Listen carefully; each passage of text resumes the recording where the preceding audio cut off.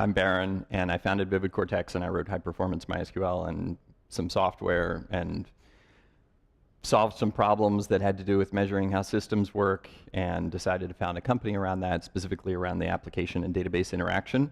And measuring things has always been kind of my passion, like figuring out why are things the way they are, and how can we make them better, or what can we figure out about what's wrong or right about them. After founding a company and having to figure out how sales works, and having to figure out like how to set goals for people, and what constitutes the definition of success for releasing a feature, right? It's not just that the feature is released. There needs to be some objective for that. It needs to be something measurable, because otherwise everything is gameable.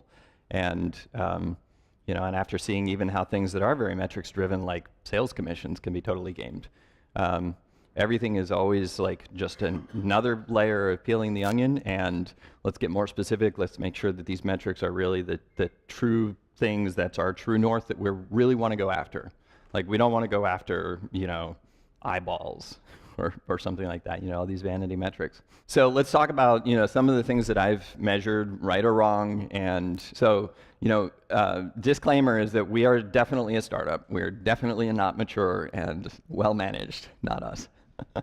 We're getting there. I mean, we're actually starting to grow up, and we're actually starting to introduce some operational discipline, and to measure more of what matters, and to think deeply about it. But it has been a lot of blood, sweat, and tears along the way, and many, many more mistakes than right calls. So let's talk about what to measure first. And we need to start with some really deep thinking, quotes from some deep business thinkers. And I love Drucker, and I have one of his books, which is The Daily Drucker, and it's been sitting in a box for since about a month after I founded the business. But seriously, I do love Drucker. And this quote often gets mangled into something like, if you can't measure it, you can't improve it. And I say that a lot, and I actually try and take it pretty seriously. It's not completely true. You can improve things whether you can measure them or not. But his original quote was, what gets measured gets managed, which has an entirely different dark side. There's a whole different flip side to this than you should measure things so you can manage them, or if you measure them, they'll get managed.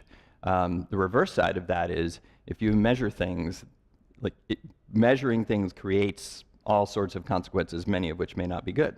So you have to be really careful what you measure, because whatever you measure is a signal, and particularly when it comes from the CEO or the founder, or somebody with a C in their title, whatever you measure becomes legislated as the absolute truth and a must-have, even if it's something that you were just curious about. And one of the things that I've had to adjust to, being CEO, is that suddenly my word is law, and I'm on the chat channel, and there's 25 people, and we're all talking about whatever, and I'm like, haha, that would be kind of cool. And somebody somewhere drops everything they're working on and starts working on something totally unrelated, and their manager doesn't find out about it until their next check-in, at which point the sprint is blown, right? And I go back, I'm like, did I actually say that in a way that should have incited somebody to drop their work that was really urgent and was definitely the top priority, and that was very clear? And I scroll back through the channel, and I'm like, no, I literally said, ha, wouldn't that be cool? So, the lesson that I've learned from that is that whenever I'm talking to people, my words carry this impact that they never used to. And similarly, small things like asking for an additional metric on the weekly business dashboard now becomes something that people try and read between the lines and sometimes lose sleep over. So you have to be really careful, because the more you measure, the more signals you're sending to people, and the more work they're doing, and all these kinds of things. And if you measure too much, it can really be pretty harmful, pretty detrimental. So the costs of measuring, and a lot of this stuff is going to sound like it has parallels in monitoring and systems observability and so forth, and that's because it does. It's because there's absolutely a one-to-one relationship between a lot of these things. So if you measure something, then somebody believes that you must have had a reason for capturing that data and displaying it. And maybe it was just curiosity, or maybe it was that there was this one thing that happened this one time, and it was based on this one business process, or maybe a tool that you've ditched and gone to a different vendor, or whatever. But people look at that and they ask, what does this number mean? And I can speak most fluently about this on the systems side, actually, where I created, back in the day when Cacti was hot for graphing, templating in Cacti was miserable. To create a dashboard would take you get RSI. It would literally take you a day or two to build a decent dashboard, because it was probably like, I don't know, 40, 50 clicks to put one metric onto one chart. And so I did that for a while, and then I was like, screw it, let's just, let's write some Perl that'll read something similar to YAML, and we'll generate these definitions and translate them into Cacti's XML format, and suddenly everybody could get graphs and dashboards pre-configured in their Cacti. And this is, today is Percona graphing templates. But back then it was just, MySQL Cacti templates. And then the weirdest thing happened. People came to me and they said, I love your MySQL graphs, but scroll, scroll, scroll, scroll. What does it mean if there's a notch in this graph? And how big should this one be? And if that one is big and this one is little, then what do I do? And it was all sort of like, what does it mean? What should I do? Kinds of questions. And people didn't want to just look at it. They wanted something actionable to take away from it. And it's exactly the same with the financial dashboard. If there's something on there, people believe that it was put there for a purpose, and suddenly the tail starts wagging the dog. And they're maybe chasing after something that could have only been sort of informative, and they now are treating it as actionable, that some action must be taken. Priorities. I'm always trying to, I'm actually, we're finishing up our Q2 OKRs right now. And we had 3 OKRs for the company at the top level for the year. And I was looking at them, and the product OKRs are not very quantitative yet. I was looking at them, and it's like, why don't we just reduce to one number? Just one.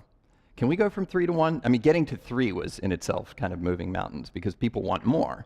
They always want, well, let's also make sure that we do this. I'm like, no, we can't have more than 3 priorities.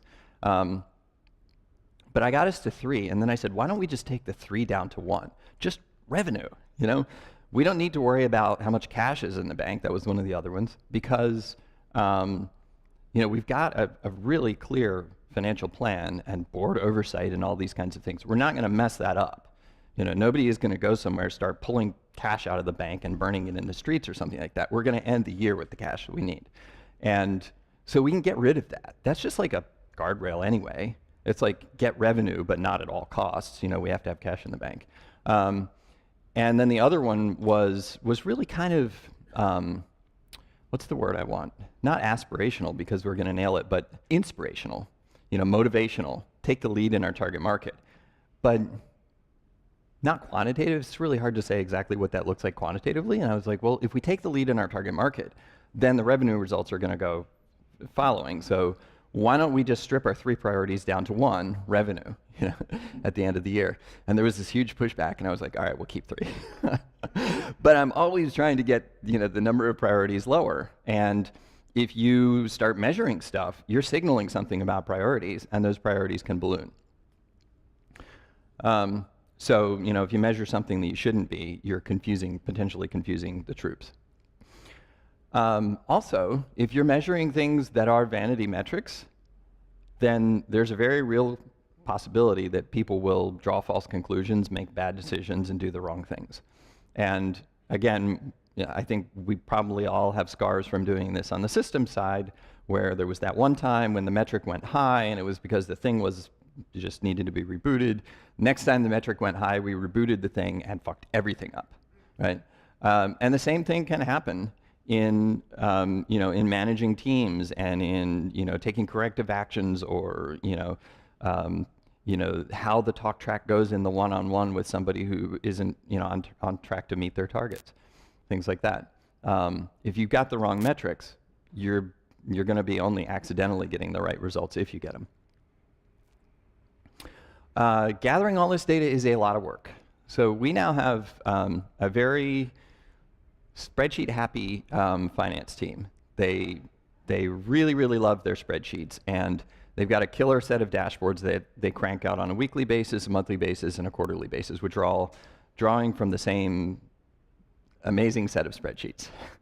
But it was a lot of work to put it together. And every time something is missing, or somebody has an idea, it's potentially a lot of work because they may have to go to someone else because we basically got a human data integration machine. We're not using Looker or something like that. That is for companies that really want to lock themselves in. I shouldn't disparage Looker. It's beyond the level of maturity that we're at right now. That's all. But even going in and looking at something additional has potentially implications for somebody's weekly routine, and if that somebody is on vacation or whatever the case may be, you just have to be really careful, because when you put something into your business metrics dashboard, there's a high commitment to it on an ongoing basis, and if you can't follow through with that commitment, then that's another point I should have put on this. The cost of making commitments that you can't follow through. And then the other thing is, as usual, when we start looking at a lot of signals, if the needles in the haystack are more important than the rest of the hay, then we may miss what matters. And particularly in sales performance, there are so many different things that can be sliced and graphed so many different ways, that you end up with pages and pages of dashboards in sales similar to the pages and pages of MySQL dashboards from all the different counters that may not mean anything. And it can be hard to figure out what really matters when there's all that noise. And then just all of the dependencies and the glue that gets built in between systems and people and what they're doing. And this dashboard relies on something from Intercom, and that dashboard relies on something from Natero, and this one is Pendo, and that one is Salesforce, and and then all this other stuff is finance, which also not only are we using standard bookkeeping systems, but we're also using a SaaS vendor to help us compute things like MRR and some of the key metrics. And so all of these things, it just becomes this web of entanglement. And that just makes it that much more difficult to think about, well, what if we didn't really need one of these vendors anymore? What if we could take the 4 vendors that are responsible for various kinds of sales and marketing stuff and reduce them to 2? How would we measure, like, if these metrics have been guiding us and have been steering our decisions on whether to spend or not spend, whether to hire or not hire, those kinds of things, and we no longer have apples to apples metrics?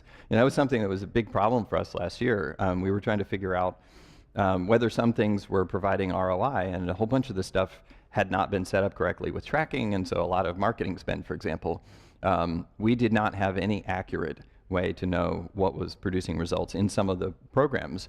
And there was quite a lot of angst. And then when we did get those things measured, we had to wait for a while before we had enough history to make any decisions about them, right? So the measurements and the decisions that start to accrue off of those things end up being kind of a slowing function. An example, we decided that we were going to go running through our product, deleting features that were not used and that were redundant or just didn't deserve to live, right? And there's quite a few of them, as with any product that's been around for a little while. So we instrumented, and then we waited, and we looked at the data, and we found that, and this was Google Analytics, by the way, so yet another system, and we found that there was some stuff that we weren't quite confident of the measurements on. Some of the events weren't trapped the way that we wanted, so we re-instrumented those. And then they were low usage, so we waited a little bit longer, and days turned into weeks. And I honestly kind of think that we ended up with some of the same decisions that we would have if we had just looked at things and said, does anybody use these? Have we been at a customer and talked through their workflow and heard them say that they use this feature? Driving by data can be, I don't know, there's some threshold, and I have a particularly high tolerance for just making decisions off the cuff. And most people around me are very sensibly kind of a buffer to that. And they're like, okay, but let me just measure that a little bit. And I'm actually, this is kind of sounding like a contradiction. I'm intensely data-driven, but I'm also very comfortable being like, we don't need data for this. Let's just frickin' do it. But some people around me are kind of the cautionary, like, okay, I hear you, but we don't have to delete that feature right now. Let's just put instrumentation on it, go do some other stuff for a little while, come back to it, and then we can delete it. So there's kind of an interesting interplay. So, if you've got like a gargantuan set of metrics and you just want a watch that tells you what the time is. It's actually a smartwatch, so it tells me more than the time. But you just want a freaking watch that tells you what the time is, and you end up with this, steampunk watch. It's kind of really similar to, what happens with traditional graphing and dashboards stuff in systems monitoring. And that's because it really is a mirror image. So how do we solve some of this stuff? So I have some things to suggest and some things that have not worked. So one thing is using some kind of a system like OKRs. OKRs are kind of popular, well known. That's a benefit because people have some general shared understanding of what they mean. We've started adopting them over the last couple of quarters, and it's not perfect. We are certainly not perfect at OKRs, but it has been a big improvement. Other people, people do these things in different ways. Even within our company, we're kind of doing crawl, walk, run, and I would say that we're starting to come up off of our knees a little bit with the OKRs and starting to shuffle. One of my board members has been really, really helpful. He's a great CEO, and he's been super helpful in helping me to improve my skills in setting clear targets for people. And things that are actually executable and that there's a plan to work, plan your work and then work your plan. I've decided to couch it in terms of OKRs. He just sets objectives and sets, measurable results. It's basically the same thing, and he also cascades them down. He uses ginormous spreadsheets. He recruited my my finance spreadsheet wizard as well. They used to work together at their previous job. So everything there was run by spreadsheets. The board member was also previously the CFO before he became the CEO of that company. So the two of them think alike. I think more in terms of presentations with bullet points than spreadsheets, which I believe works better for most people. Some people really, really are allergic to spreadsheets for things like, communicating a plan or something like that. So we've been, kind of merging a spreadsheet set of objectives and targets together and the corresponding metrics that go along with them. And in technical operations and security, the leadership there is extremely strong, and there's never any drama or doubt. Everything just gets simplified, and it's just like, here's where we are, there's where we're going, here's the gap, here are the plan, the steps to close the gap, and we're working it, and here's the burn down. And then it happens magically. But it's never very quantitative, it's always very task-focused. So the theory with OKRs is that you should have objectives that are tasks, and they should be somewhat inspirational and high level, and then you should have a couple of key results, or at least one key result that is quantitative that says, did you legit hit it or not? And on the security and operations side, there are some metrics. There's metrics of like SLOs and things like that. But more often, things are just GitHub issues, and the GitHub issue gets done or it doesn't get done. So there's kind of two philosophies. And then on the product side is an area where I'm still trying to learn how, what product management actually is, and how to set product goals that are executable for engineers and also message well to board and to sales, and like don't commit us to feature delivery, but commit us to solving customer problems in a way that's a measurable outcome. And that's something that I think we're making pretty rapid progress on. 6 months ago, we were building features, and there was there was like, let's add commenting here. And I'm like, well, what is the definition of success of commenting?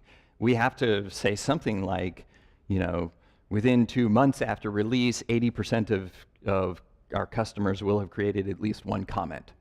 Like, there has to be some measurable definition of success. But we didn't have that in the product side until fairly recently. And actually, I guess it's much more of a work in progress for Q2 objectives than it is fairly recent.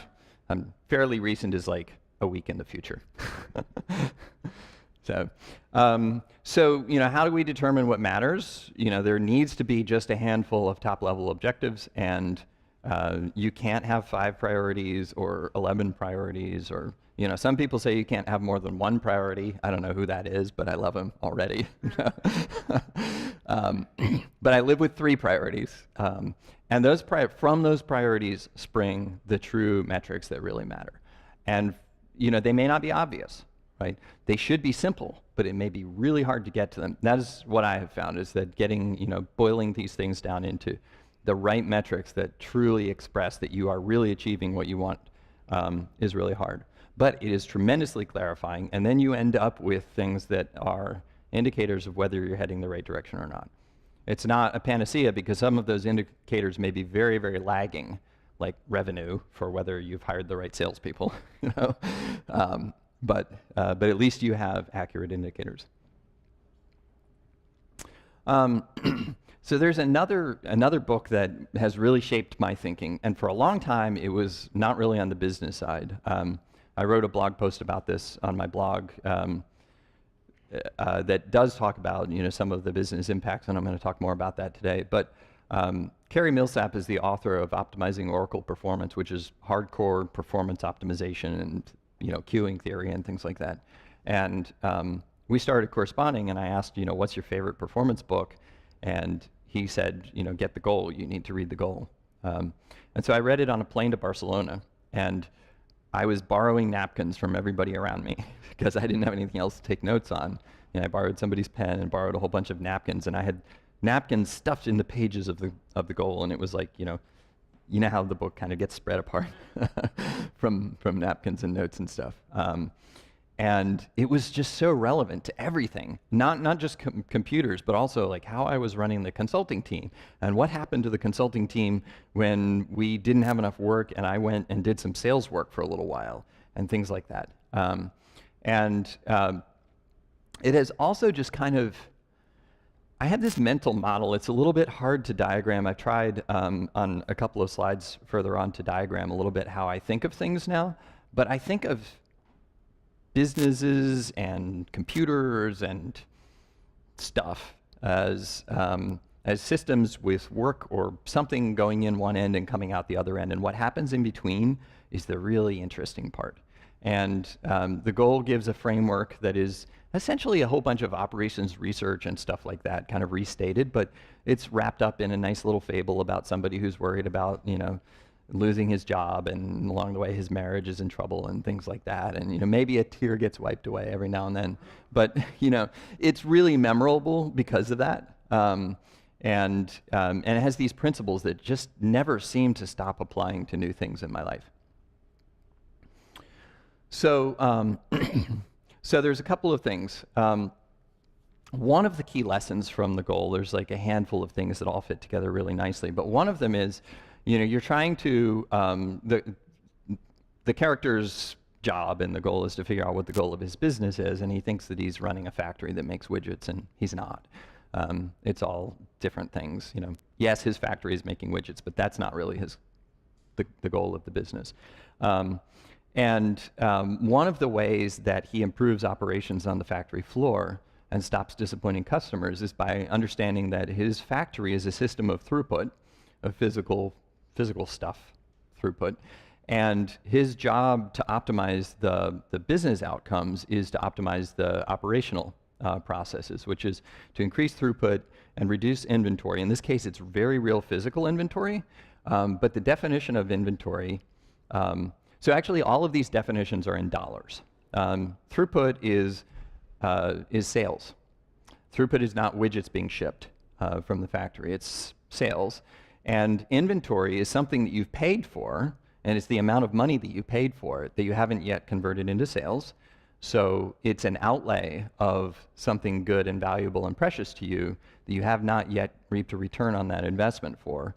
And the operating expense is essentially what happens in the value chain. If you're familiar with that term, where you take something, you take a chunk of iron and you put it into the milling machine and you grind it out into a part, and what comes out the other end is more valuable because of the process that happened in the milling machine.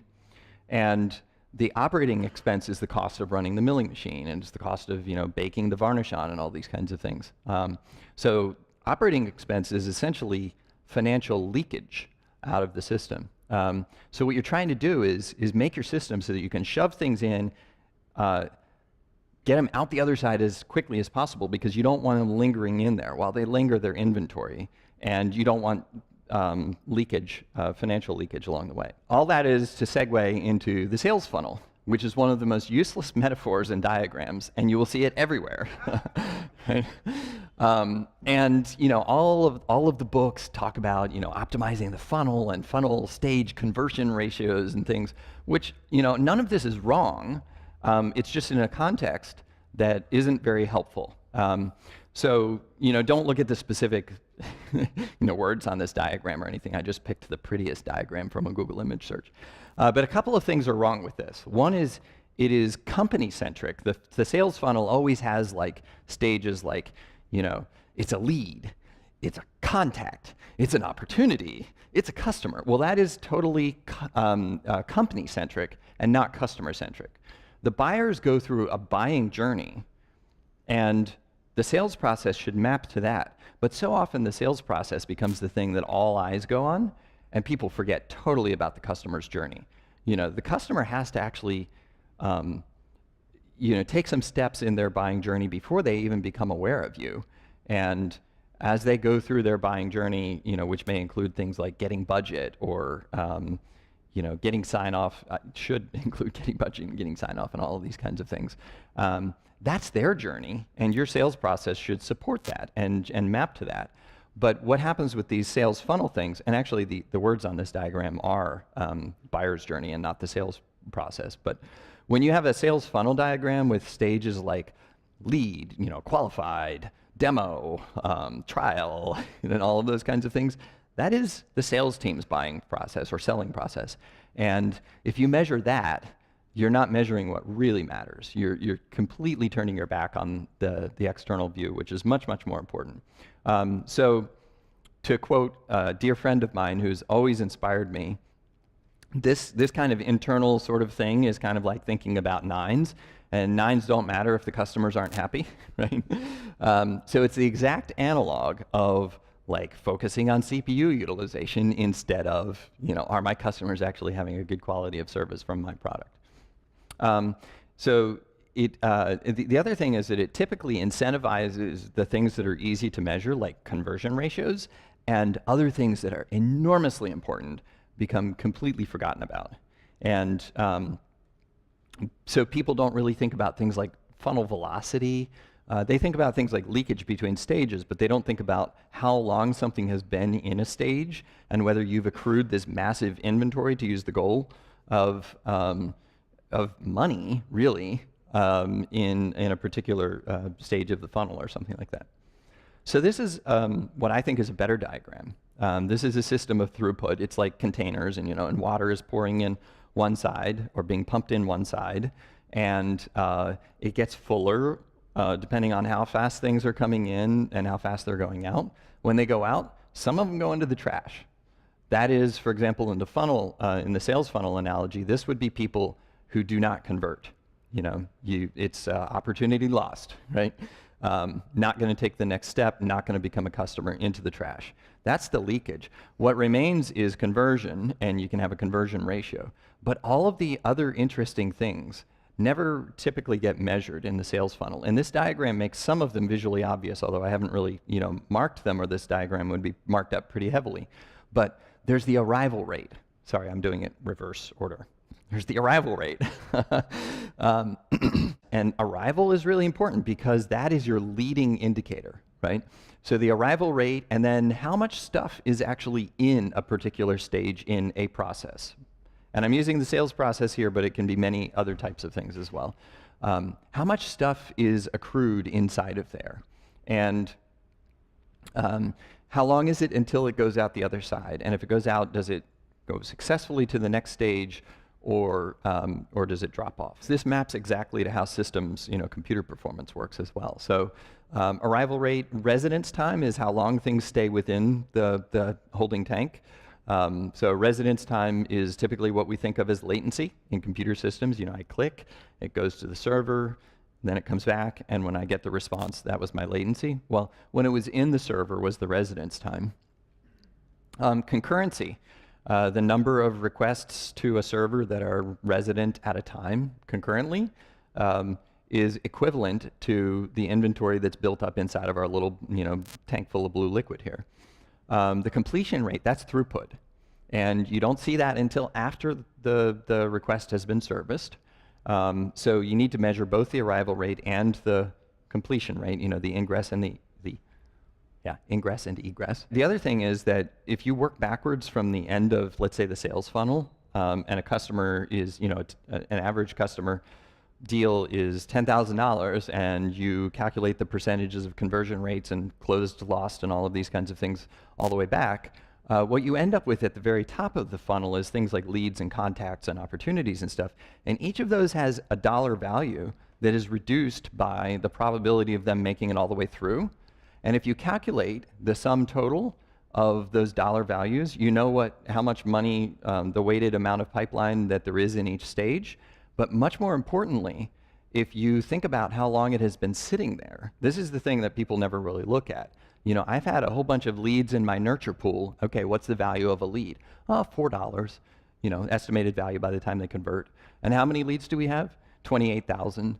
And how long have they been there?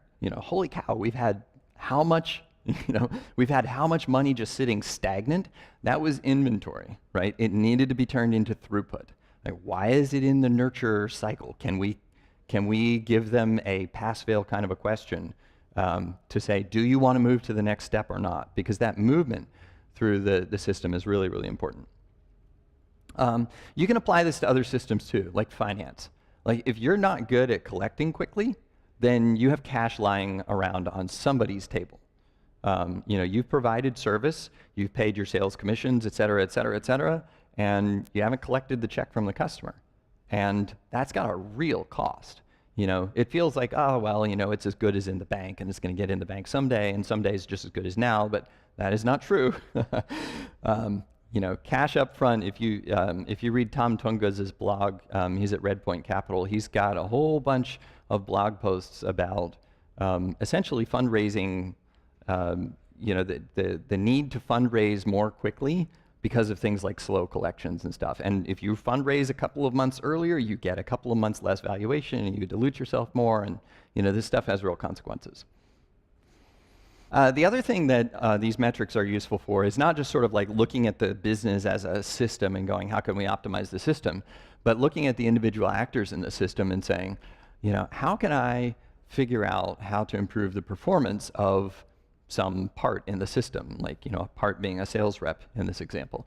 And so this is a real example. Early on, the sales team was fairly small, and we just had a couple of us.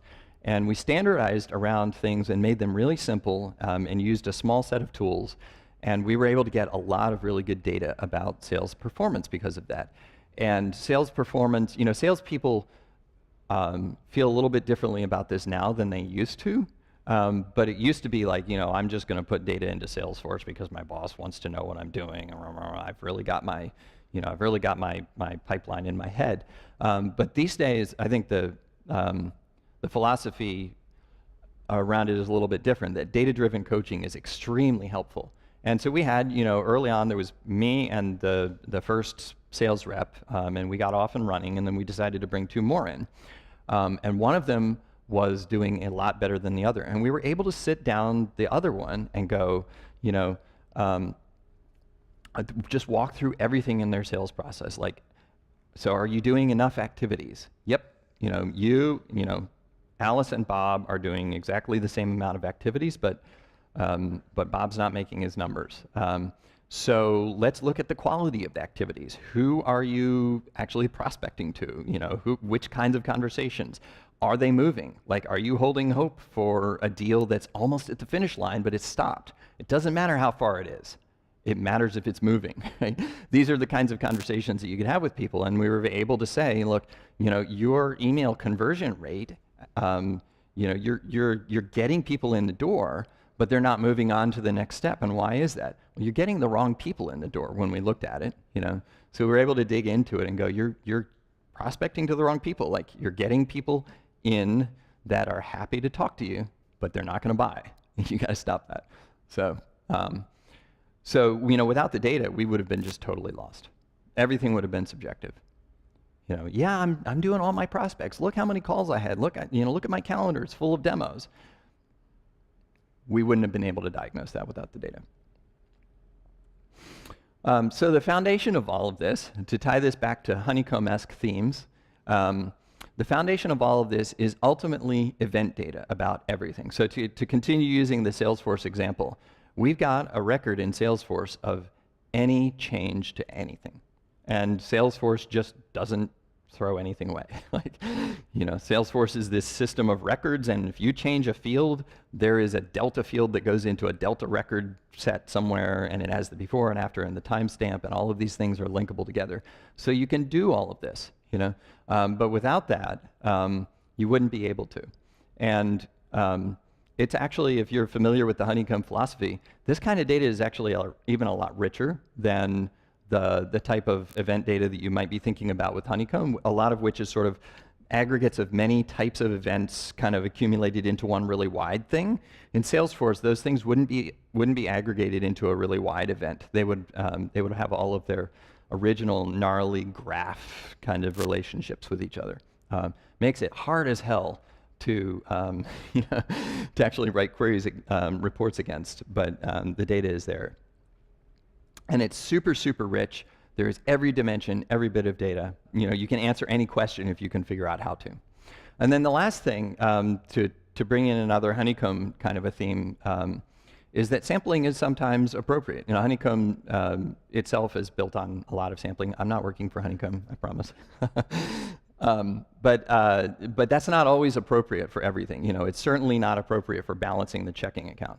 But when the auditors come in, and you have to give your investors audited books, the auditors are just going to sample the transactions. And if they find, I can tell you from personal experience, if they find a few records that don't seem to tie out, they sample more. And and you know, go through this like 2 times, and then suddenly, you know, your auditing bill is much larger, and a lot of people are tied up for a long time. But you know, sampling can be good sometimes, but in a lot of cases you need the full, complete data set as well to make good decisions. Again, like, you know, with coaching the sales rep, we wouldn't have been able to coach that person on just a sample. Although, you know, when we went back through the activities and inspected some of them, we only inspected a sample, right? And I am 30 seconds ahead, so I'll leave you with an inspirational picture. And thanks.